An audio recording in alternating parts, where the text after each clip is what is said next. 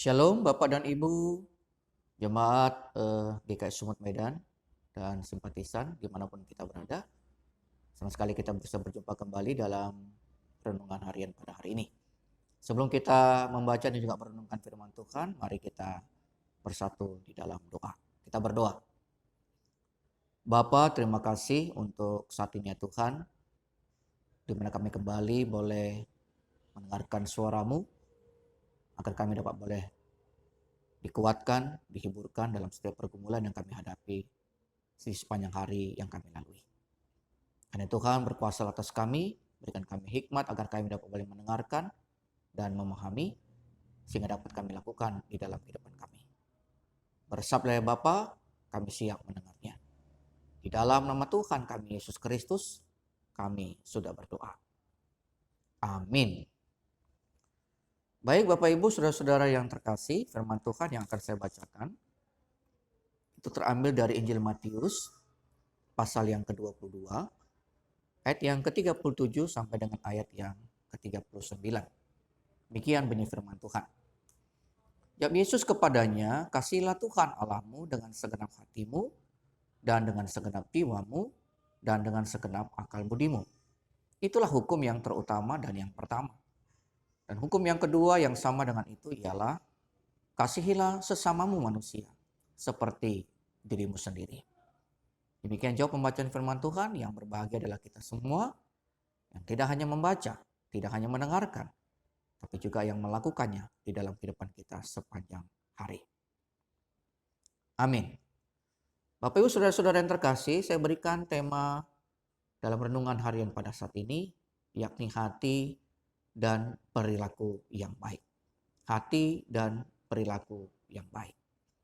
Bapak yang terkasih, kita tentu sangat mengerti dan kita sering melihat bagaimana seorang itu dapat disukai kalau setiap yang dia perkatakan itu sama dengan yang diperbuatnya. Apa yang diperkatakan, yang diucapkannya, yang keluar dari mulutnya, itu juga yang kemudian dilakukannya di dalam perbuatan-perbuatan yang nyata. Istilah yang sering kita kenal adalah integritas. Tetapi pernahkah kita melihat ada orang yang kata-katanya baik, setiap ucapannya begitu manis dan indah, bahkan sangat alkitabiah, menggunakan ayat firman Tuhan dan seterusnya. Tetapi perbuatannya sama sekali tidak sama dengan itu. Tidak mencerminkan apa yang dikatakannya. Jauh dari apa yang sering dia ucapkan. Atau sebaliknya, kita sering menjumpai orang yang mungkin kata-katanya kurang begitu baik, sering tidak sopan, agak kasar, ya, dan mungkin kita seringkali tersinggung atau terluka karena perkataannya. Tetapi perbuatannya sangat baik. Perbuatannya juga sangat menyenangkan bagi banyak orang, karena banyak orang tertolong dan terbantu karenanya. Tentu kedua hal ini bukanlah hal yang ideal. Masing-masing punya kelemahan, meskipun dua-duanya memang punya kelebihan juga. Tetapi yang Tuhan inginkan di dalam kehidupan kita, pastilah kedua-duanya. Kedua-duanya harus kita lakukan dengan baik dan sempurna. Kita harus mengatakan sesuatu yang baik, kita harus mengucapkan sesuatu yang menyenangkan hati orang, yang tidak melukai atau tidak menyinggung perasaan, tetapi juga kita harus melakukan perbuatan-perbuatan yang seturut dengan apa yang kita lakukan, dan tentunya perbuatan-perbuatan yang memuliakan Allah dan menyenangkan bagi sesama manusia. Firman Tuhan yang kita renungkan pada saat ini dari Injil Matius pasal 22 ayat 37 sampai dengan 39 tadi sebenarnya punya kesamaan dengan apa yang tadi saya katakan. Intinya adalah bahwa kasih kepada Tuhan sebagai perintah utama itu juga harus nyata dalam kasih terhadap sesama, dalam perbuatan nyata. Kita tidak bisa mengatakan hanya di mulut kalau kita mengasihi Tuhan, kita memuliakan namanya, kita mengasihi Dia dan melayani Dia, tetapi perbuatan kita seringkali melukai hati sesama kita.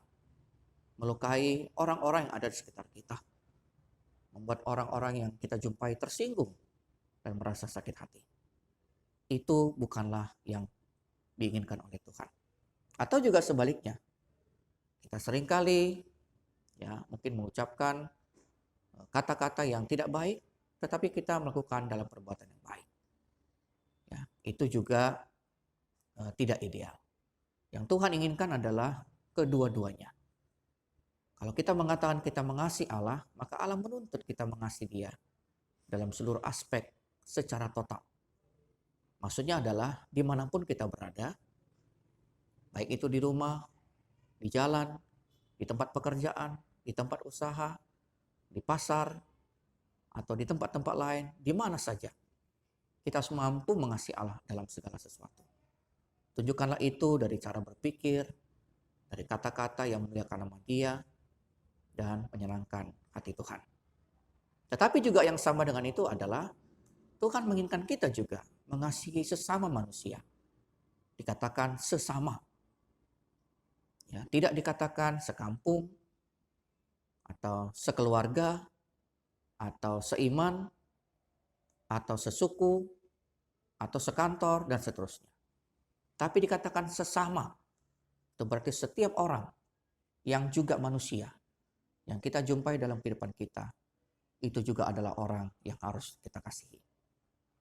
Jadi artinya bahwa firman Tuhan yang kita renungkan pada saat ini hendak mengingatkan kita bahwa Allah menghendaki kita menjadi pribadi-pribadi yang perilaku dan hatinya itu baik. Hati kita baik, tetapi perilaku kita juga baik. Kita mengasihi Allah seperti yang kita ucapkan, seperti yang kita imani, seperti yang kita pikirkan, baik itu di dalam hati dan pikiran, tapi juga kita mewujudkannya dalam perilaku yang baik kepada sesama kita, manusia, siapapun yang kita jumpai di dalam kehidupan kita. Selamat menjadi orang yang punya hati dan perilaku yang baik. Tuhan memberkati kita semua. Amin. Kita kembali bersatu di dalam doa. Bapa, terima kasih untuk firman-Mu ya Tuhan yang telah kami dengarkan bersama pada saat ini. Kami percaya Tuhan yang telah berkata-kata di tengah-tengah kami. Mampukan kami Bapa untuk dapat mengerti dan kemudian berkomitmen untuk dapat boleh melakukannya dengan setia di dalam kehidupan kami pribadi lepas pribadi. Tuhan tolong kami juga di sepanjang hari ini di dalam kami boleh melakukan segala kegiatan dan juga aktivitas kami. Kami senantiasa berdoa untuk saudara-saudara kami yang saat ini sedang berjuang melawan berbagai sakit penyakit yang sedang mereka alami. Tuhan, berikan mereka kekuatan, berikan mereka pengharapan senantiasa. Berkati seluruh upaya penyembuhan dan pengobatan yang sedang mereka lakukan. Dan kami percaya kalau Tuhan menghendaki, Tuhan berkuasa untuk boleh memulihkan dan menyembuhkan mereka.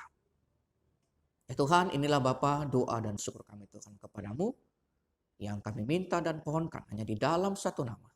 Itu melalui Tuhan kami Yesus Kristus yang adalah Tuhan dan Juru Selamat di dalam kehidupan kami. Amin. Shalom Bapak Ibu, Tuhan memberkati kita semua.